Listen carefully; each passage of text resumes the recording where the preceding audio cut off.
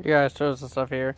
I'm back with my 100 subscriber special. I know it's a little bit late. I'm 104 now, but I'm still doing it, so that's all that matters. I'm sorry I haven't posted in a while. I've been busy with other stuff. I haven't forgotten about you guys. But anyway, I'm going to start off by just flushing all of my toilets in my small collection. So I'll start out with the 1977 Mansfield Mohican. And here we go.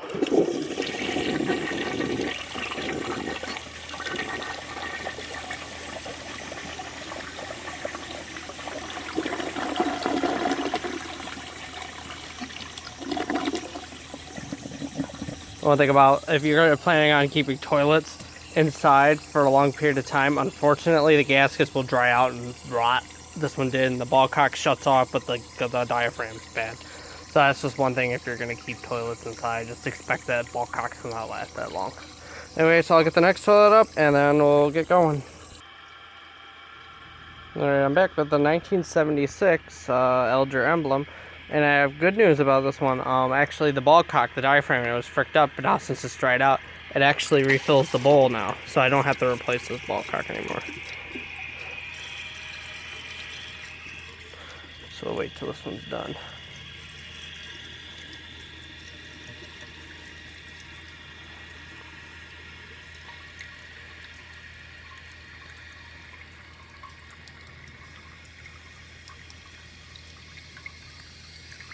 Stupid mosquitoes keep trying to bite me.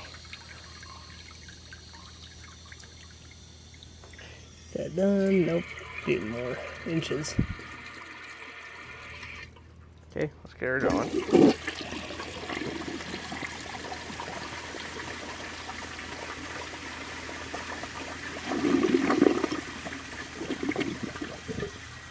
Alright, now on to the next one. Here's the Gerber Mount Vernon. I think it's from 1986. Unfortunately, I don't have a flapper for this one, so I apologize if the flush is a little wonky. And the stuff that I apologize for the stuff that's in it as well. Let's get it going. There we go.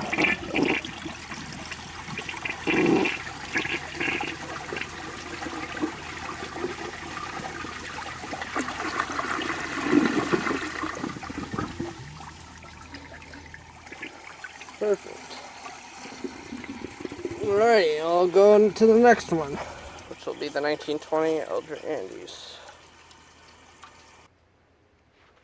Back with the 1920 Alger Andes. I have to hold the flashlight. It's too dark to see now. Just lift up the seat. There's mosquitoes everywhere. Little thingies won't stop biting me. Okay, here's the Andes. This is my oldest toilet. This is from 1920, so it's 101 years old. And still here. It's still in pretty good condition. Most of the parts in it are original. The handle and the ball cock are original. Unfortunately, the flush valve had to be replaced because the other one I couldn't remove it because of the bolts are too damaged. But anyway, it runs. Unfortunately, the flush elbow, the slip gaskets have decided to dry out, so now it sprays everywhere when it flushes. I guess whenever I install this, I'll have to replace those. But anyway, here's the flush of it.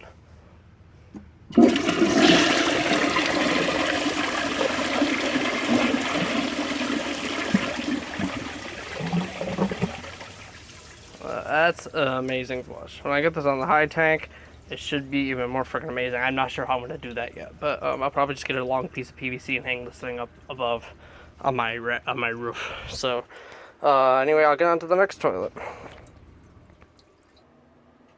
And here's the Borg Chase from 1965. I thought about getting rid of this toilet because it is so horribly horrendous. But it doesn't match the bathroom. It has flooded our house 3 times since we've had it. I had to lower the water level so that when it does clog, it doesn't overflow all over the floor. This thing is notoriously bad for clogging, especially on Charmin toilet paper. Normal toilet paper doesn't do good unless you have a 7-year-old kid that decides to put 3 miles of it in there and forget that they flushed it and then flood the whole house because it just keeps filling, and it's a disaster. I really don't like this toilet that much, but it has a good flush at least.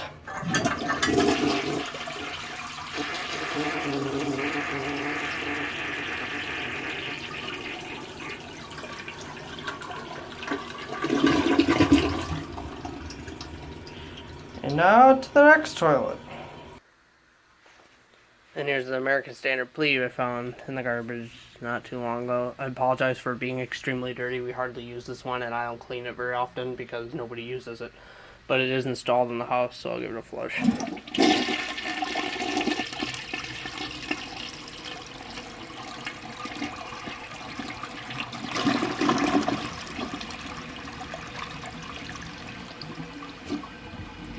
Alright, and next I'll see if I can get my standard Cadet up running, but that's pretty doubtful, unfortunately, because it's very damaged.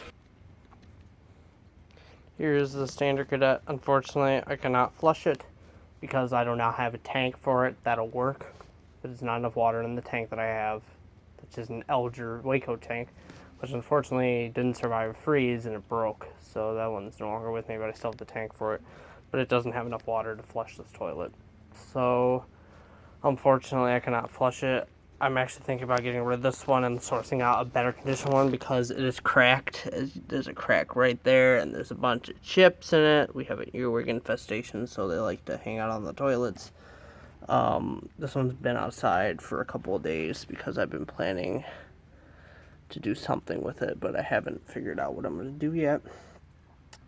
Definitely not smash it. It doesn't deserve that. If anything, I will do a dissection on this one because this is an amazing toy. This one particular one is from 1954. It's a shame it's not in good condition. When I got it, I paid $40 for this thing about 6 years ago, and it had a giant crack in the tank. Like, it was huge. It must have hit it on their way out or something, but it was beyond repair. So I smashed the tank, and unfortunately, I couldn't save it.